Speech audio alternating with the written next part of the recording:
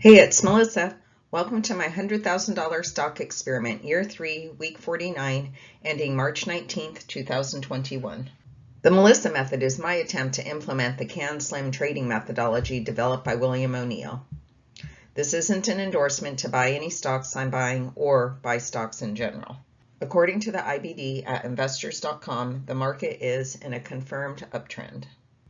On February 14th, I added this line of support and resistance, the blue line, at 38.76. The S&P 500 came close to hitting that this week, but did not. It was down about 0.8% this week.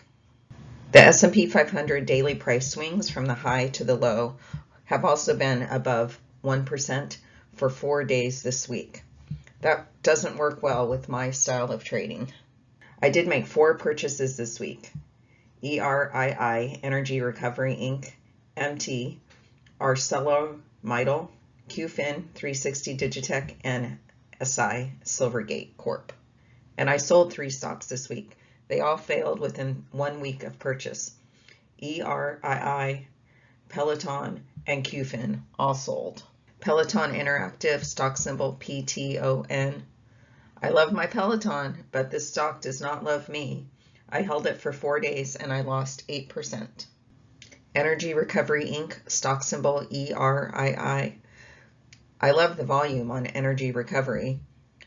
I found it on the MarketSmith up on volume list, which I sorted by the highest composite rating. I bought it on Monday and got kicked out Tuesday. Held it for those 2 days and lost 8%. 360 Digitech, stock symbol QFIN. I held QFIN for 2 days and I lost 8.4% on this one. I'm currently holding 4 stocks: MT, PayPal, RCII, and SI. This bar chart shows 1 bar for each week or portion of a week I've held the stock. RCII in the red.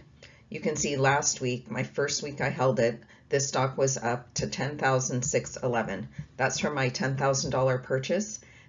That's indicated with that dashed black line. And this week it fell down to 10,121. So I still have a gain above my $10,000 purchase, but not as much as last week. And PayPal in the orange, I've also held for the 2 weeks. So you can see the 2 orange bars. Last week I was even, and this week I have a loss because I'm below that dash black line. The solid yellow line is my 8% floor. ArcelorMittal, I think that's how you say it. I have to, before I buy a stock, make sure I can pronounce its name. This stock symbol is MT. It was on the leaderboard. I did a trial last week of the IBD leaderboard, and I like this one. I like the increasing volume in it. So I bought it. I've held it the 4 days and it's up 1.2%. Silvergate Capital Corp, stock symbol SI. I missed the big run up on SI, but I was hoping it makes another run. It has wide price swings, so I may have a hard time holding, but so far I'm still in it. My 8% floor is at 140.86. I've held this stock for 5 days and I have a 4.9% gain. PayPal Holdings, stock symbol PYPL. PayPal is down 3.6% for the week. I'm leaving my floor at 8% below my purchase price. I've held it for just about a week and a half and I'm down 3.4%. Rent-A-Center Inc., stock symbol RCII. RCII is the biggest loser for the week, down 4.6%. It had a nice bounce back Friday with heavy volume, so maybe it's done falling. I left my floor at 57.40 where I had moved it to last week. I've held this stock for 1.6 weeks and I'm up 1.2%. After 2 years and 49 weeks, my $100,000 has grown to $171,569 versus the S&P 500 for the same time frame has grown to $147,314. The week-to-week change shows that my existing holdings, ones that I held last week and still hold this week, lost $852. Stocks that I held last week and sold this week, which is Peloton, I lost $311.